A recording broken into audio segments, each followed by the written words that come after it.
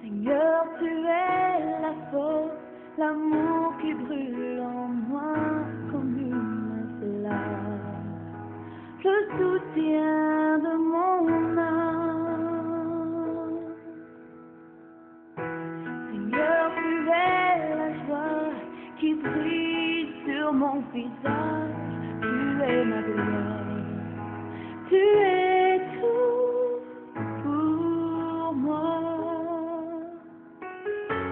Et quand je contemple la grandeur de ton amour, mon être entier peut t'adorer. Tu es le chant que je chante, tu es la mélodie de mon cœur.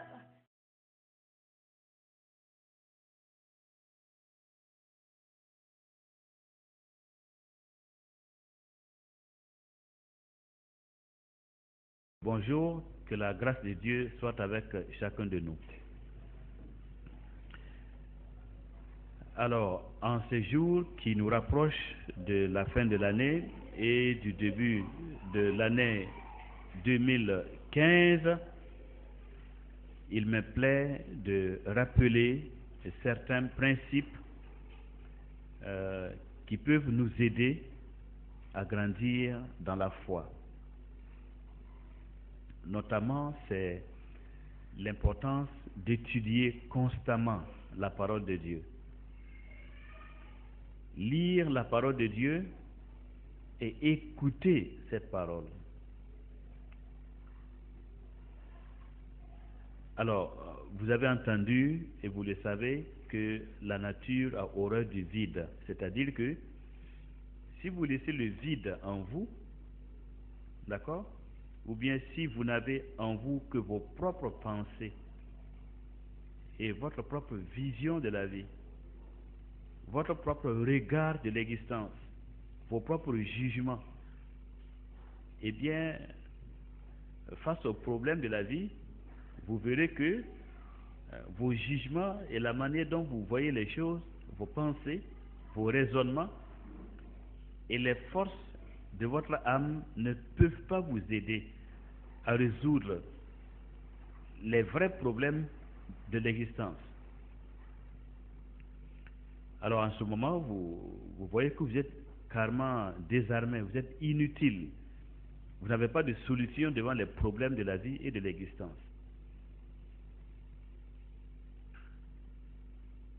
Vous savez, Dieu a fait exprès. C'est-à-dire que lorsqu'il voulait créer l'univers, voulait créer le monde, lorsqu'il voulait créer les hommes, il se trouvait que lui, Dieu, l'Éternel, il remplissait tout. Il remplissait tout. Donc, il remplit tout de sorte que il n'y a pas de place pour que quelque chose d'autre existe en dehors de lui. Il n'y a pas de place. Vous me suivez? Et maintenant, pour qu'il y ait de la place, pour qu'il crée quelque chose, et que cette chose, cette créature, occupe de l'espace pour exister, pour que nous puissions exister, donc il a dû, en quelque sorte, se retirer un peu. Comme s'il se contracte, il fait un peu le vide. Il se retire pour permettre à ce qu'il y ait de l'espace pour que d'autres créatures existent, d'accord? Pour que les créatures existent en dehors de lui, le Créateur. Donc, vous voyez, quand il se retire, il se contracte comme ça. Il laisse de la place, il laisse de l'espace. Bon, c'est une façon d'expliquer les choses, hein? Et maintenant, qu'est-ce qui se passe? Lorsque les hommes ont été créés, alors, ils ont ressenti dans leur cœur qu'il y a quelque chose, il y a un vide qui a été créé quelque part. Donc, l'espace, le vide que Dieu a fait pour pouvoir, en se retirant, ce vide-là se retrouve dans notre cœur. On a les sentiments, on sait, on pressent dans notre cœur, dans notre esprit, qu'il y a comme quelque chose qui est infini, qui est plus grand que tout, mais que nous n'arrivons pas à saisir. Il y a comme un vide qui a été créé en nous. Et ce vide-là, c'est le fait que Dieu s'est retiré pour que nous, on puisse exister. Donc, comme il s'est retiré pour que nous, on puisse exister, maintenant nous sentons le vide de son absence.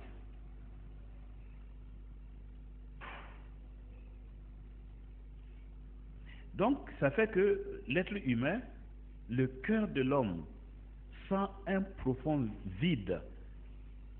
L'homme vit comme un malheur intérieur de ce que Dieu est trop éloigné de lui. Puisque Dieu s'est retiré pour que nous, on puisse exister. Vous m'entendez? Vous me comprenez là? Voilà ce qui explique tout ce que les hommes font sur terre. Tout ce qu'ils font, c'est pour combler, remplir le vide qu'ils sentent en eux. Toute l'histoire humaine se résume en cela. L'être humain a besoin de faire quelque chose. Il a besoin d'agir pour pouvoir combler, remplir le vide qui est en lui. Donc, il a besoin de donner un sens à son existence.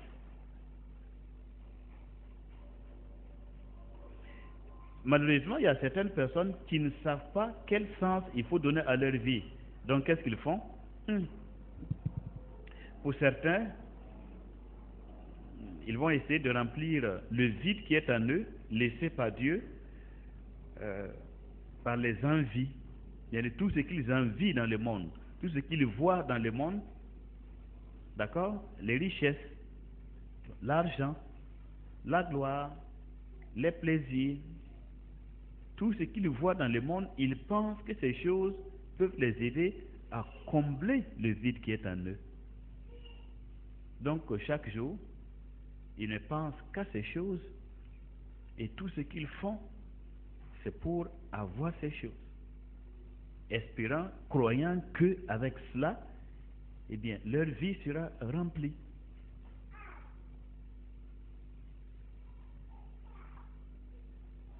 On est là, mesdames, messieurs. Mais on se rend compte que plus on a des envies, plus on a encore envie. Plus on devient gourmand. Les riches deviennent fous et méchants parce que de plus en plus leurs envies et leurs désirs, leurs plaisirs ne comblent pas leurs besoins réels. Or, ce besoin réel, il est spirituel. Dieu a fait qu'il n'est pas matériel. C'est-à-dire qu'il n'y a pas quelque chose que vous puissiez faire par vous-même dans ce monde-là pour combler ce vide. Quoi que vous fassiez, vous serez malheureux. C'est une loi intérieure.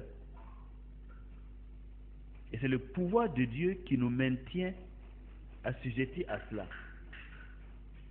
Donc ça fait que tant que l'homme ne retrouve pas la communion avec le Dieu qu'il a créé, il est troublé, il est perturbé intérieurement. Il ne faut pas regarder les apparences. Les apparences se lient sur les visages. Les apparences sur le visage des hommes. Vous pouvez voir dans notre monde aujourd'hui des hommes et des femmes qui paraissent heureux, qui paraissent avoir atteint le but de leur vie, paraissent être contents, joyeux. Ils paraissent avoir réussi leur vie. Et ça, ce sont les apparences qu'on nous sert, qu'on nous montre.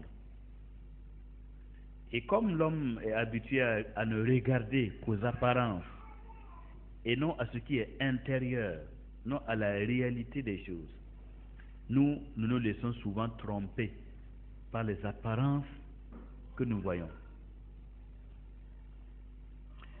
Salomon a dit une parole que nous n'avons pas toujours comprise.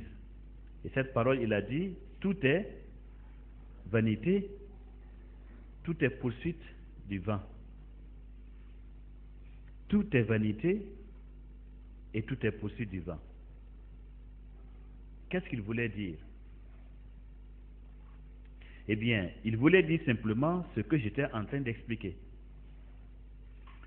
Il dit, lui, si on prend son cas, parvenu au trône d'Israël, avec la richesse et la gloire, avec les honneurs, ben, il a cru que dans la richesse ou dans la sagesse, il y aurait un certain bonheur qui pouvait remplir le vide de l'existence, qui pouvait justifier la raison pour laquelle on est sur terre et que l'on fait ceci, on fait cela, on court le matin, on court le soir.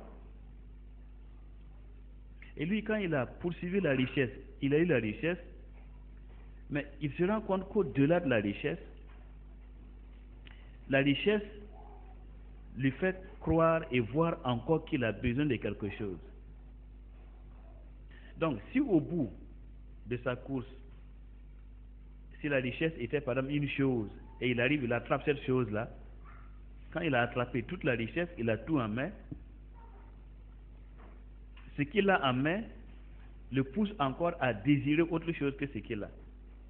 Donc, oui, perpétuellement, il n'est jamais satisfait. Il se tourne maintenant vers la sagesse. Donc, il va faire des cantiques sur les animaux, sur les arbres, les oiseaux et tout cela. Il a composé 1005 cantiques, mesdames, messieurs. 1005 cantiques. Donc, à vous dire la sagesse qu'il avait. Il a tellement parlé sur les hommes qu'il a fini de parler sur les hommes. Il est allé parler même sur les oiseaux, sur les arbres. Tellement il avait la connaissance. Mais après, il dit que tout ça, c'est vanité. C'est-à-dire, il n'arrive pas à comprendre et à saisir le sens exact des choses.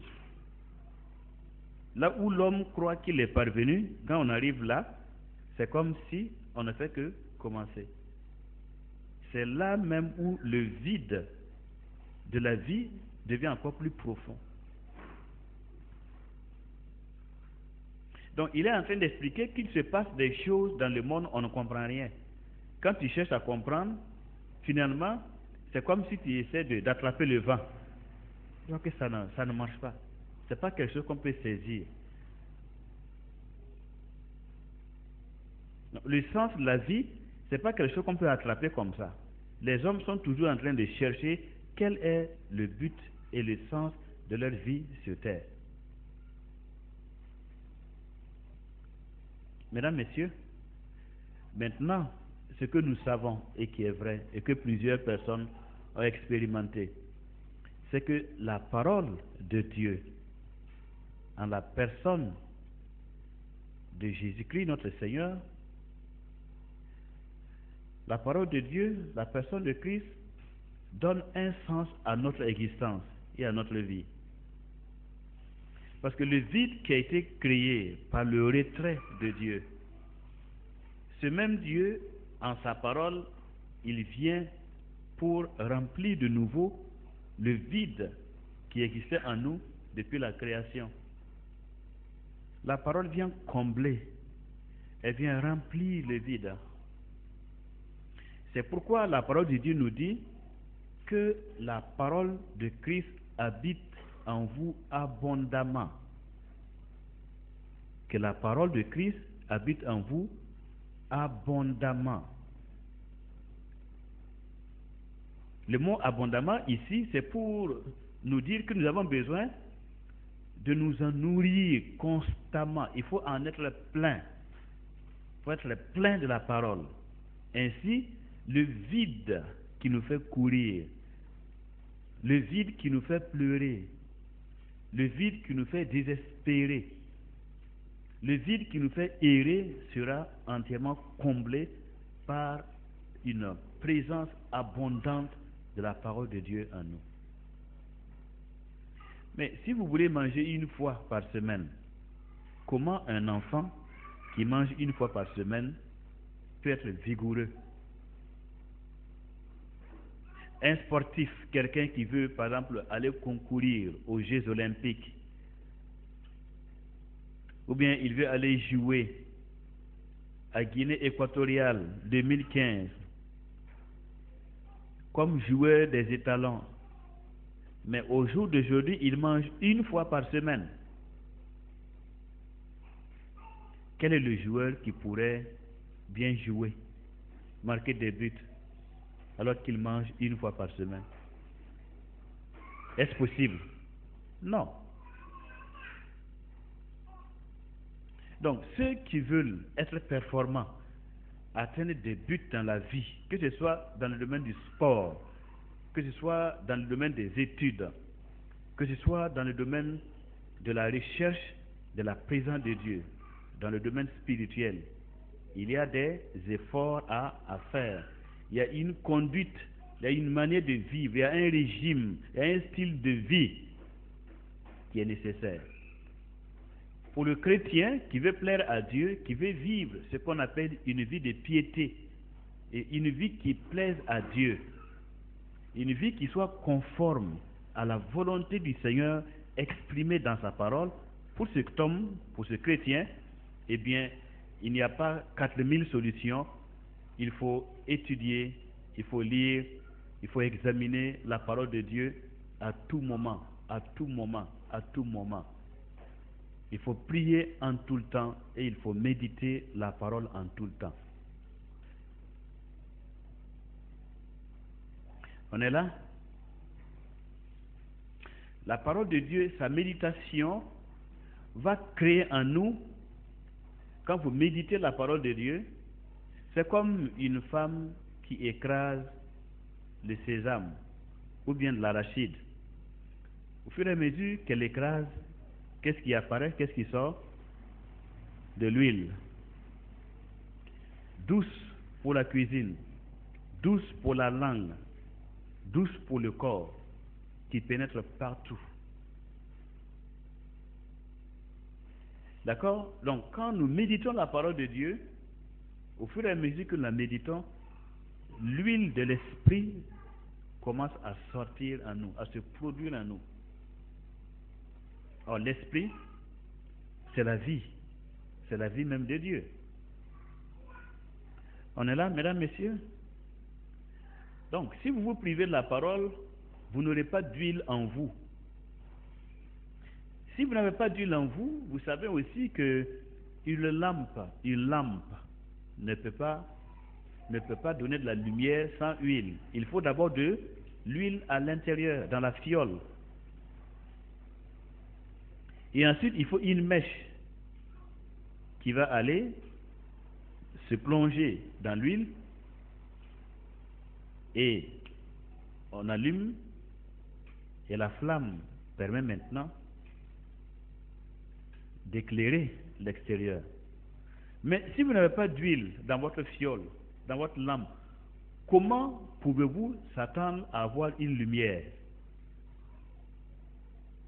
Donc, tant que la parole de Dieu ne devient pas huile en nous, nous ne serons pas éclairés. Quand David dit « Ta parole est une lampe à mes pieds et une lumière sur mon sentier », qu'est-ce qu'il veut dire? Il veut dire que la parole a produit l'huile sainte, l'huile divine, l'essence divine. L'huile, ça parle de la qualité de Dieu. Et cette huile qui est en nous, venant de la parole, qui est le produit de la parole, la sainte parole de Dieu que nous méditons chaque jour, eh bien, elle va être enflammée et va constituer la lumière qui va éclairer notre âme, qui va éclairer nos choix, nos désirs, d'accord, et nous orienter dans la bonne manière de vivre que le Seigneur attend de nous. C'est pour ça aussi qu'il est écrit que l'huile ne manque jamais sur ta tête. Parce que l'huile de l'esprit, la parole qui entre en nous, dans nos entrailles, que nous méditons, va remonter jusqu'aux qualités de notre cerveau, aux qualités de notre esprit.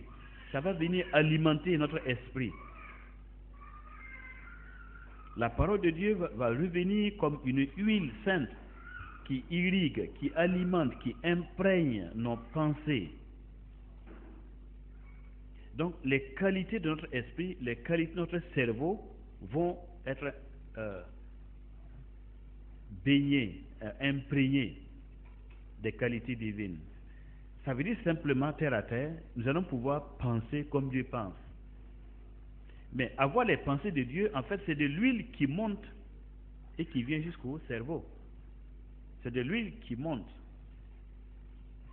par la lecture de la parole de Dieu, la méditation de la parole de Dieu, l'écoute de la parole de Dieu. Ce que nous appelons la Okma, la Bina et le Dhat. La Okma qui est la révélation, cette révélation spéciale que Dieu donne de lui-même, mais une révélation que l'homme ne peut pas avoir par lui-même, il ne peut pas acquérir ça par lui-même. Mais c'est une révélation que Dieu donne à ceux qui l'aiment, à ceux qui mangent sa chair, comme le Seigneur Jésus a dit. Si quelqu'un ne mange pas ma chair, il ne verra pas, il n'aura pas la vie. C'est un langage symbolique, métaphorique, c'est un symbole simplement. C'est une illustration. Manger sa chair, mais sa chair c'est quoi? La parole a été faite chair. Donc manger sa chair, ça nous renvoie à méditer sa parole, à nous nourrir de sa parole. Puisqu'à l'origine, il est parole de Dieu. À l'origine, il n'est pas chair, il n'est pas corps. Mais de toute éternité, comme il est dit dans Jean 1:1, au commencement, c'est-à-dire à l'origine de toute chose, l'énergie qui a amené toute chose à l'existence, c'est la parole. Au commencement était la parole pour nous expliquer que la parole est le fondement sur lequel toute chose a été créée par la suite. Les choses n'ont pas été créées à partir du néant. Ce n'est pas le vide, ce n'est pas un hasard. Mais l'énergie, le fondement, la source de la création, c'est la parole de Dieu. Donc, au commencement était la parole. L'origine de toute chose, c'est la parole. Tout est parti de la parole de Dieu. Tout ce que nous voyons, comme ce que nous ne voyons pas, c'est par la parole de Dieu. Donc, manger sa chair, donc on voit bien que nous mangeons au moins 3 fois par jour. Les plus pauvres, peut-être 1 fois par jour, mais au moins 1 fois par jour. Et si cela est nécessaire pour maintenir notre corps, nous avons plus besoin pour maintenir notre âme et notre esprit.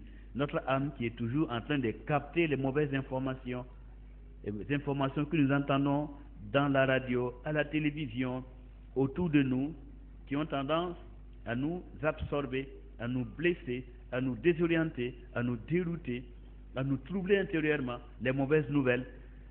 Parce que vous savez que ce monde n'aime que les mauvaises nouvelles. Alors, si on continue comme ça, finalement, chaque jour on est déstabilisé. Mais si la parole de Christ habite en nous, elle neutralise les mauvaises nouvelles. Ou encore, elle les replace à leur place. De sorte qu'un homme de Dieu, une femme de Dieu, ne craint pas les mauvaises nouvelles. Ce n'est pas parce qu'il est insensible aux problèmes de la vie, ou bien il est insensible aux conséquences des événements, mais c'est parce qu'il a une protection intérieure dans son âme, il est protégé. Ce monde fonctionne de manière à vous déstabiliser, à vous détruire intérieurement et à vous enlever toute espérance de la vie, toute espérance du bonheur, toute espérance de la joie, toute espérance de la réussite. Ce monde fonctionne de manière à ce que chaque jour, vous soyez de plus en plus enfoncés dans le désespoir, dans le découragement, dans les problèmes. C'est pourquoi la parole de Dieu est la grue, la machine qui vient nous sortir de là. Mais encore faut-il avoir une relation avec cette parole. Il faut lui permettre d'agir en nous. Donc, c'est pour ça que Dieu disait à Josué, lui qui était le leader après Moïse, il lui a dit que ce livre de la loi ne s'éloigne point de ta bouche, mais médite-le jour et nuit. En méditant, en marchant, en écrasant la parole, ça devient de l'huile qui nous éclaire, qui adoucit nos mœurs, qui va adoucir nos envies charnelles, qui va adoucir nos égoïsmes. Vous voyez, partout où l'huile entre, ça adoucit, ça donne la douceur. Parce que souvent nous sommes exagérés dans nos passions, nous sommes exagérés dans nos désirs, dans nos convoitises. On exagère la valeur des choses que nous voyons dans la vie.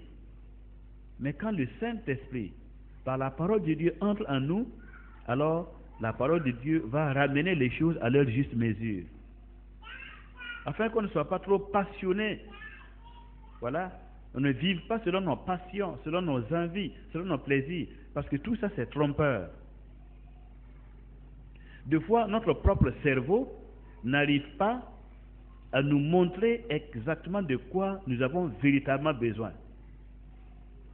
Le cerveau lui-même, il est embrouillé. Il ne reconnaît pas, il ne connaît pas nos véritables besoins. Donc là, on est bloqué. Parce qu'on va se mettre à agir n'importe comment dans la confusion. Et le résultat, c'est la déception. C'est encore plus d'éloignement de Dieu. Donc la déception et la mort. Le découragement et une vie qui n'a aucun sens, qui n'aboutit à rien. Mais si l'Esprit de Dieu est en nous, la parole de Dieu est en nous, elle va nous éclairer au point que Dieu a mis en nous une partie de notre être qu'on appelle la volonté intérieure. C'est une partie de notre être qui se trouve dans notre conscience. L'Esprit de Dieu va aller réveiller cet organe spirituel-là.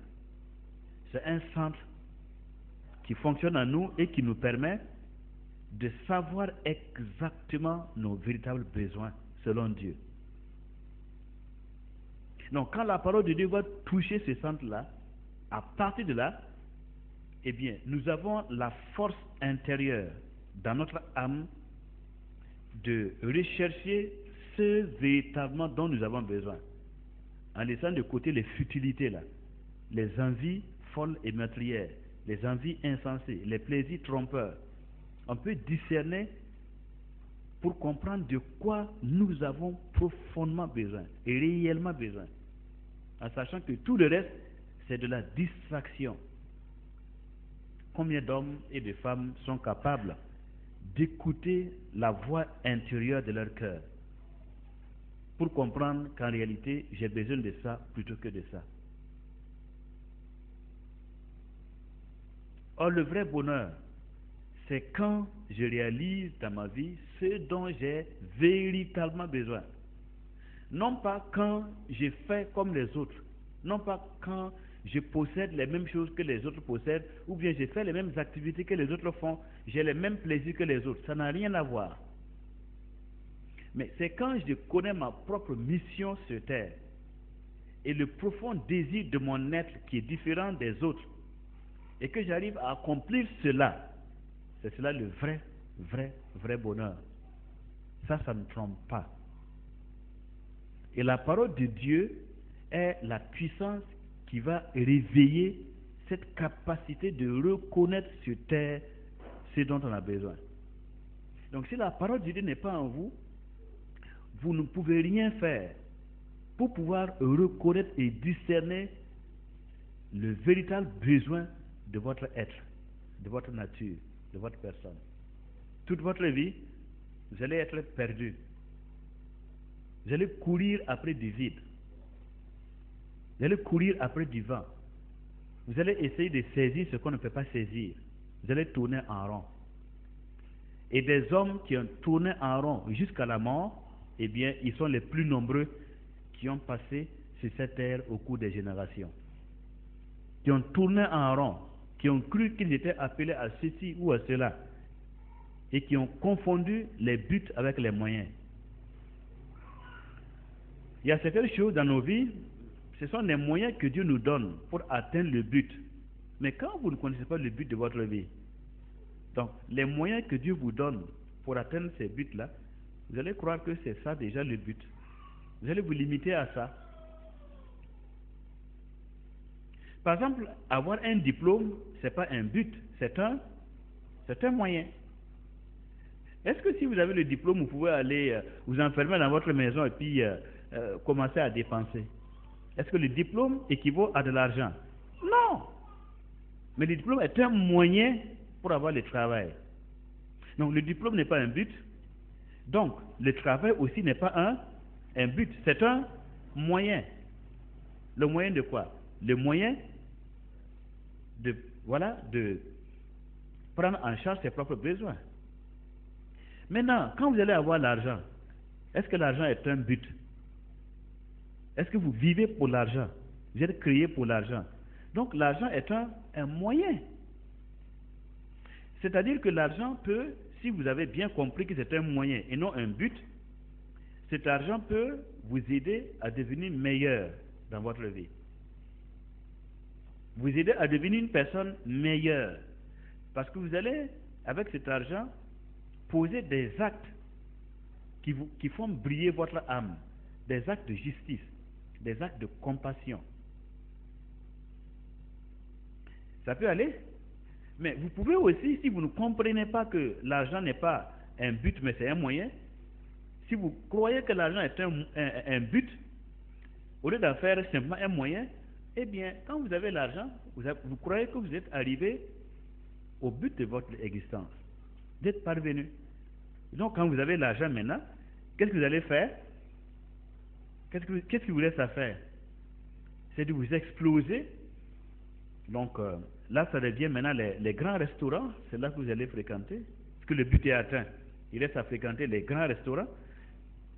Il reste à trouver la bonne manière pour dépenser cet argent que vous avez acquis. Par les fastes, les grands repas, les grands airs, les grandes voitures, les grandes villas, donc les grandes folies. La folie va commencer à se manifester. Donc, en ce moment-là, ayant confondu le but et le moyen, votre âme s'éloigne de plus en plus de ce Dieu qui vous a créé.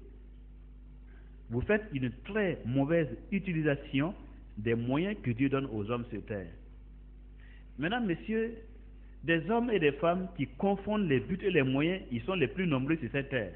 Mais mon corps, ce n'est pas un but, c'est un moyen. Votre corps, ce n'est pas un but, c'est un moyen. Le moyen par lequel, eh bien, vous êtes dans ce monde. Il vous faut ce corps pour être parmi les hommes.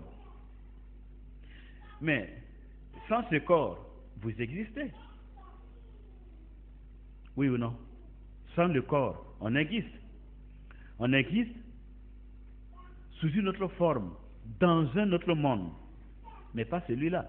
Donc mon corps dans ce monde est un moyen, mais je n'existe pas par mon corps. Je ne suis pas permanent dans l'existence par mon corps. Mon corps me permet d'être permanent dans le monde. Mais après le corps, je continue d'exister. Donc le corps n'est qu'un moyen, ce n'est pas un but. Si le corps est un moyen, alors, donc dans ce cas, mangeons et buvons. Puisque demain nous allons mourir, il n'y a pas d'espérance, il n'y a pas de Dieu, il n'y a pas de bonheur. Donc autant en profiter de ce qu'il y a sur cette terre. En ce moment-là, l'homme ou la femme peut prendre son corps pour faire quoi? Eh bien, pour en faire un objet de plaisir. Chaque fois que son corps a besoin d'un plaisir, que ce soit un plaisir de manger, le plaisir de manger, fait qu'on mange, fait que manger, vous voyez, plaisir de manger ce qui est bon, donc tous les jours c'est ce qui est bon, plaisir. On vit pour se rendre plaisir, même quand on sait que ce n'est pas bon pour la santé, mais comme on vit pour le plaisir de manger, il faut satisfaire ce plaisir. Tous les jours on est en train de manger seulement. Pourtant on sait que à la longue, ça va créer des maladies dans le corps. Quand on confond le but et le moyen, c'est comme ça qu'on fait. Ou bien le corps, bon, on va passer tout le temps à lui donner tous les soins. On a que du temps que pour le corps. On a du temps que pour notre corps. D'accord? Au détriment de l'âme qui attend, qui soupire, qui se dit, mais jusqu'à quand tu vas me priver de ma nourriture? Jusqu'à quand tu vas me torturer? Tu ne t'occupes pas de moi. Or, c'est moi qui suis ton essence. C'est moi qui suis ta structure permanente et fondamentale. C'est moi qui suis ton être permanent. C'est moi qui suis immortel. Jusqu'à quand tu vas me détruire?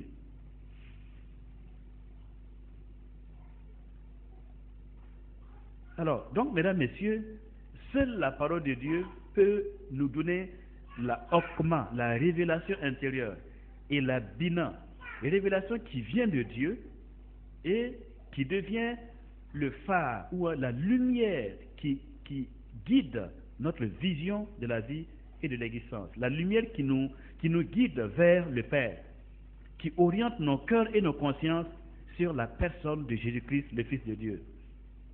Donc qui crée une direction très précise que nous suivons pour être toujours en communion, en contact, en relation avec celui qui est la source de la vie, Jésus-Christ notre Seigneur.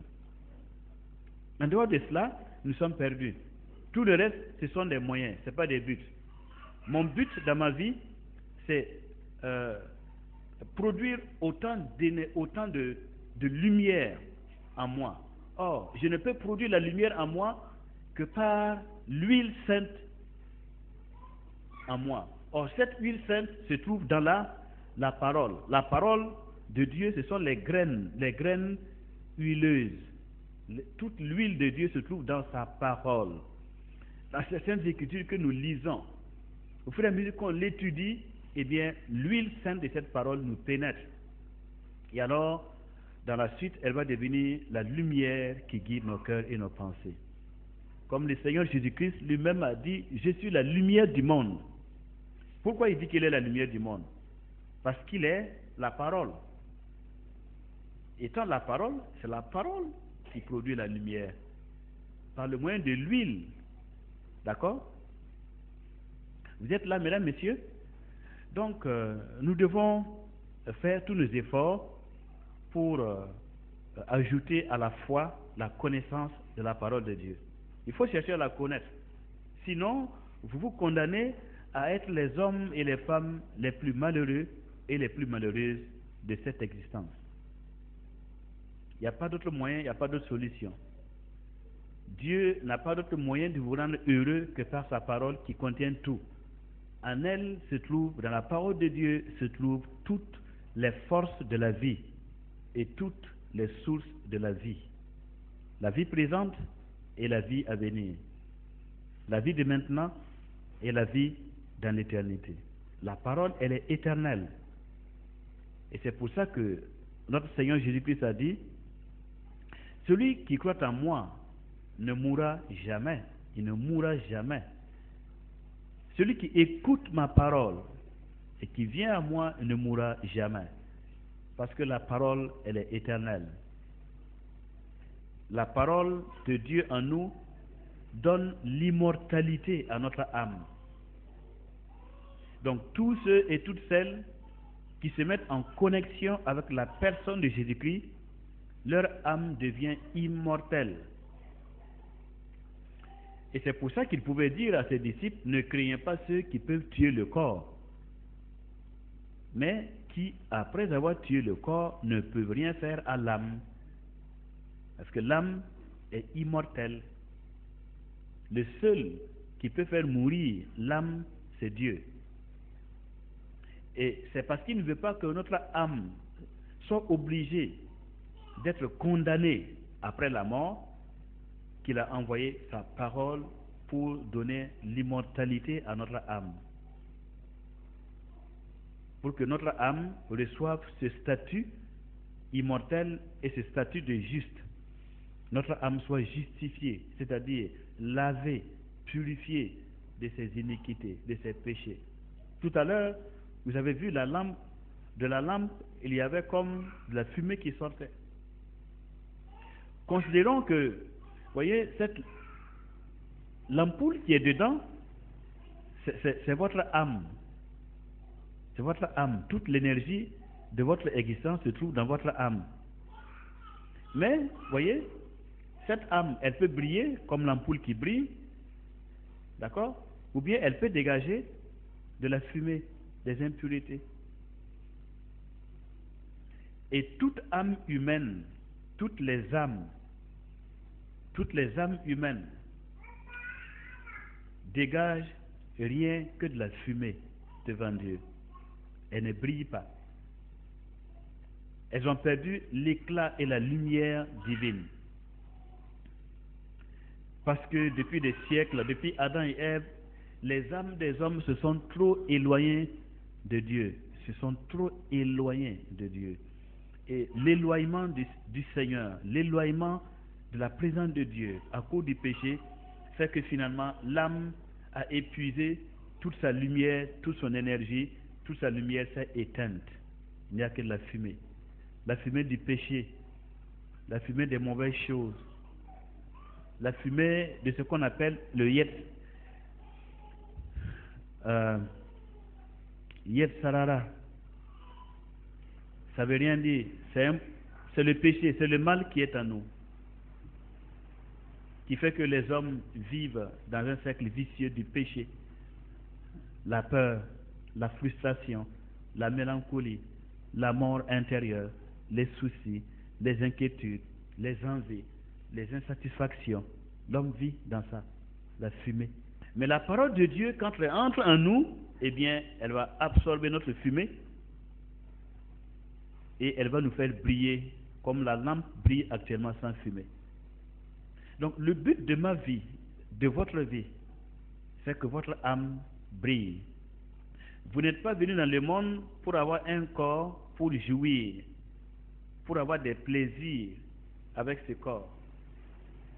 Ce n'est pas pour le corps qu'on est venu dans ce monde, que nous sommes venus dans ce monde. C'est pour l'âme. C'est pour que notre âme puisse briller. Elle atteigne ses perfections. Elle se perfectionne chaque jour. Elle se nettoie de toutes ses impuretés chaque jour. Comment?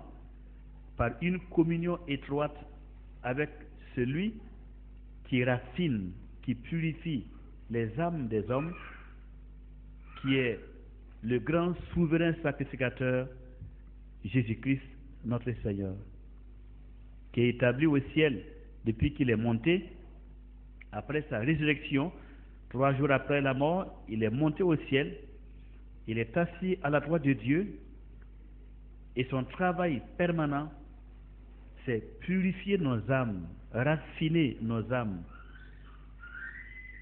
devant Dieu.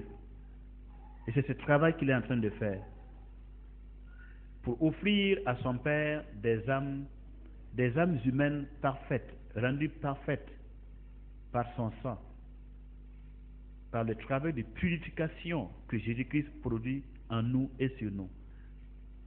Ainsi donc, nous aurons le bonheur d'entrer dans le royaume éternel de notre Dieu après avoir été lavés, purifiés, sanctifiés, raffinés dans nos âmes. Et ainsi donc, comme il est écrit, les justes brilleront comme les étoiles du ciel, à toujours et à perpétuité. Mais les méchants, c'est-à-dire ceux qui auront gardé la fumée de leur âme, cette fumée héritée des ancêtres depuis Adam, eh bien, seront considérés comme des méchants et seront retranchés ou encore jetés hors de la présence de Dieu. Mesdames, Messieurs, nous avons beaucoup de choses à dire, mais veuillez accepter cette petite exhortation et j'espère que ça va nous aider à aller de l'avant dans la connaissance du Seigneur. Donc, dans les passages que je vous ai annoncés, juste quelques mots avant de terminer. Dans Luc chapitre 7, verset 36, un pharisien pria Jésus de manger avec lui. Jésus entra dans la maison du pharisien et se mit à table. Et voici, une femme pécheresse qui se trouvait dans la ville ayant su qu'il était à table dans la maison du pharisien, apporta un vase d'albâtre plein de parfums et se tint derrière aux pieds de Jésus. Elle pleurait et bientôt elle lui mouilla les pieds de ses larmes, puis les essuya avec ses cheveux, les baisa et les oignit de parfum. Le pharisien qui l'avait invité, voyant cela, dit en lui-même: si cet homme était prophète, il connaîtrait qui et de quelle espèce de femme elle est, cette femme qui le touche. Il connaîtrait que c'est une pécheresse. Jésus prit la parole et lui dit: Simon, j'ai quelque chose à te dire. Maître, parle, répondit-il. Un créancier avait 2 débiteurs, c'est-à-dire un homme avait 2 personnes qui lui devaient de l'argent. L'un d'entre eux lui devait 500 deniers, et l'autre 50. Le rapport est de 10. 500 et 50. Donc, il y a un qui devait 10 fois plus que l'autre. Ou encore, il y a un qui devait 10 fois moins que l'autre. Alors, verset 42, comme il n'avait pas de quoi payer, qui n'avait pas de quoi payer? Les 2, puisque c'est au pluriel. Comme il n'avait pas de quoi payer, il leur remit à tous 2 leurs dettes. C'est-à-dire, il a annulé leurs dettes. La question maintenant, lequel l'aimera le plus? Simon répondit: celui, je pense, auquel il a le plus remis. Jésus lui dit: tu as bien jugé. Puis, se tournant vers la femme, il dit à Simon: vois-tu cette femme? Je suis entré dans ta maison et tu ne m'as point donné d'eau pour laver mes pieds, mais elle les a mouillés de ses larmes et les a essuyés avec ses cheveux. Verset 45, tu ne m'as point donné de baiser, mais elle, depuis que je suis entré, elle n'a point cessé de me baiser les pieds. Verset 46, tu n'as point versé d'huile sur ma tête, mais elle a versé du parfum sur mes pieds.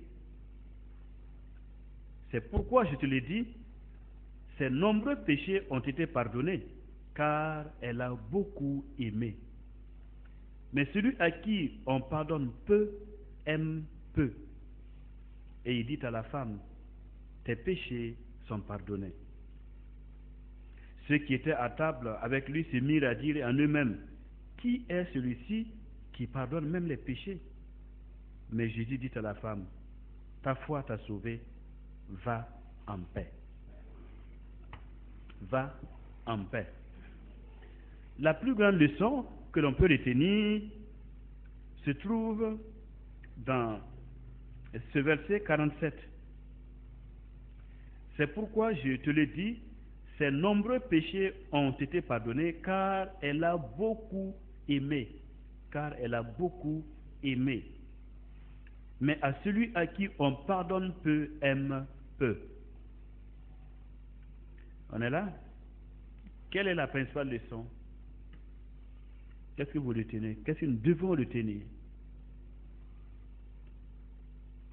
Alors, après cette parenthèse, donc, Romains chapitre 5, versets 20 et 21, or, la loi est intervenue pour que l'offense abondât. Mais là où le péché a abondé, la grâce a surabondé.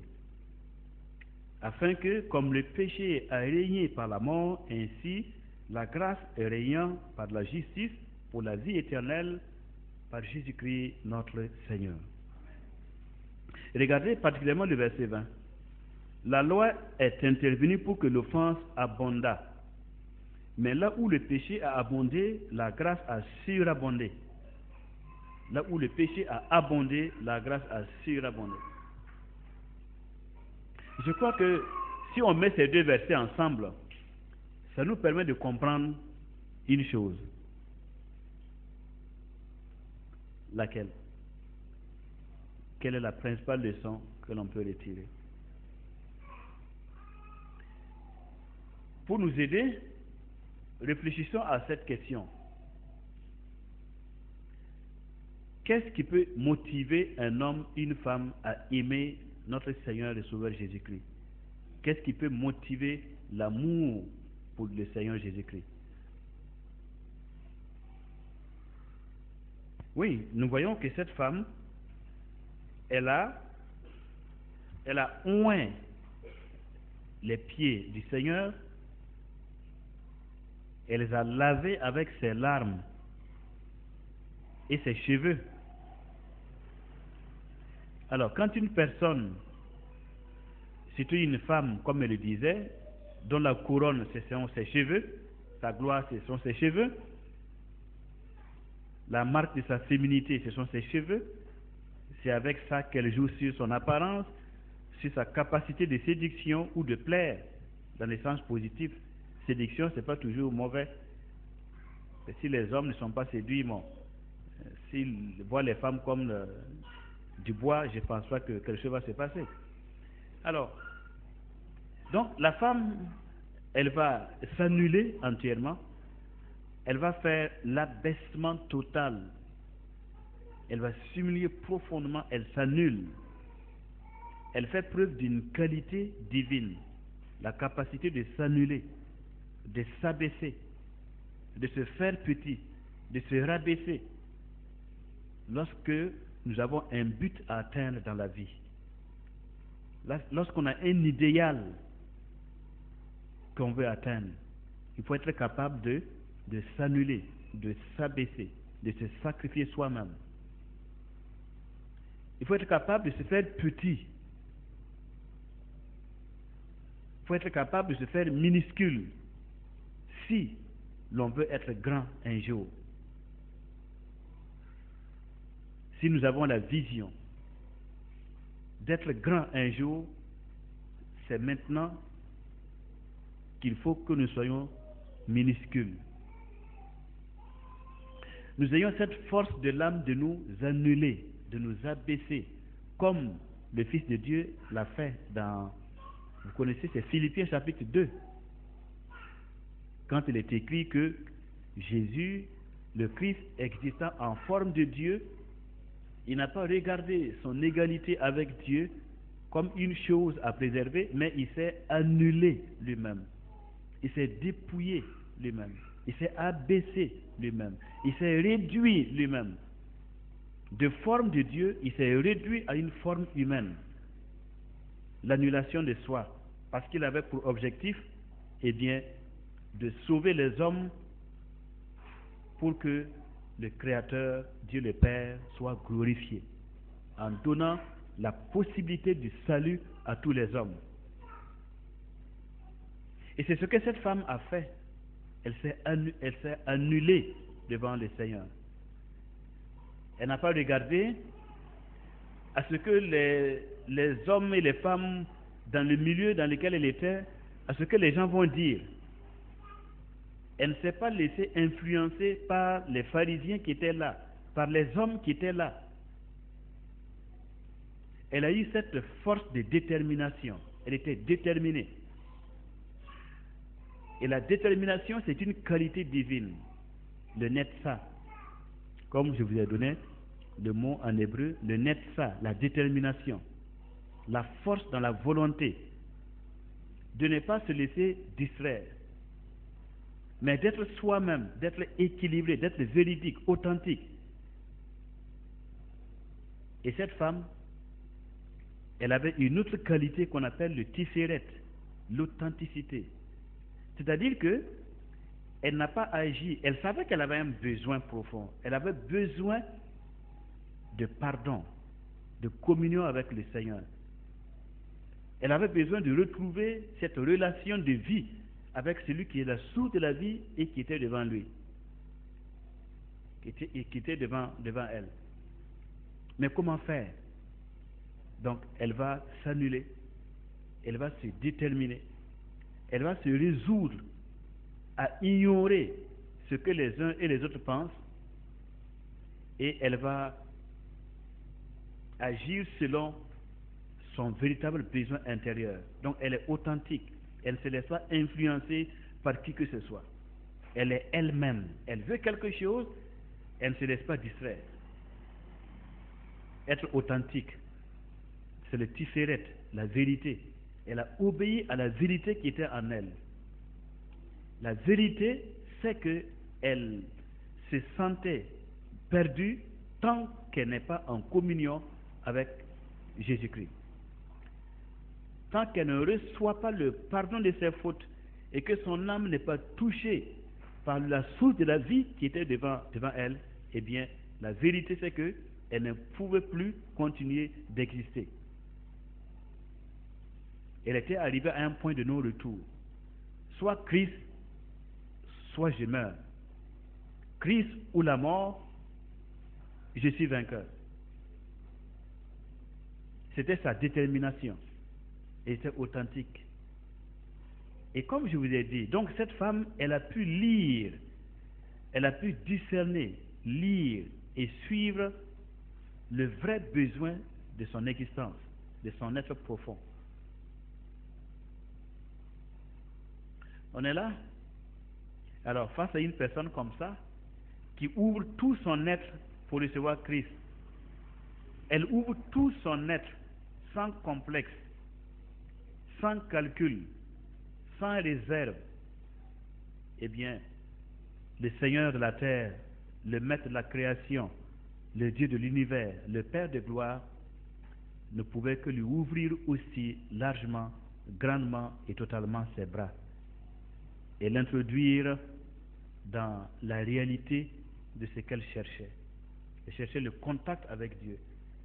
Elle cherchait à sentir le cœur de Dieu le Père apaisé à cause de ses péchés. Et voilà, son fardeau lui a été ôté. Elle a aimé beaucoup. Les actes qu'elle a posés sont des actes qui prouvent la détermination d'une femme qui a su écouter ce que la voix intérieure de son cœur lui recommandait. Elle a compris qu'en faisant cela, en s'approchant de Christ, en acceptant Jésus-Christ sans complexe, eh bien, cela allait bâtir son âme pour l'éternité. Cette attitude, ce contact avec Christ allait élever son âme.